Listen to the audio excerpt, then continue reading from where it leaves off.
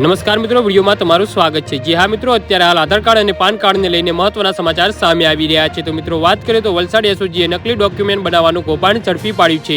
Bank કર્મીની મદદથી photo સ્ટુડિયોમાં સમગ્ર કૌભાંડ ચલાવવામાં આવી રહ્યું હતું।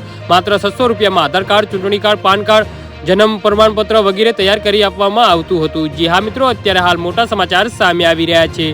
તો મિત્રો સમાચારમાં વધુ વિગતવાર વાત કરીએ તો વાપીના ચણોદ ગામે આવેલા શ્રીરામ સ્ટુડિયોમાં એકેડેમી ગ્રાહક મોકલીને નકલી આધાર કાર્ડ, ચૂંટણી card, PAN card, marriage certificate સહિતના અન્ય ડોક્યુમેન્ટ બનાવવાનું કૌભાંડ વલસાડ એસઓજીએ ઝડપી પાડ્યું હતું। જી હા મિત્રો, દમણની કેનેરા બેંકના આધાર કાર્ડનું કામ કરતા અબ્દુલ મોહમ્મદ સમીમ ખાનને નોકરી પતાવ્યા બાદ સ્ટુડિયો ઉપર આવીને નકલી ડોક્યુમેન્ટ બનાવી આપવામાં મદદ કરતો હતો।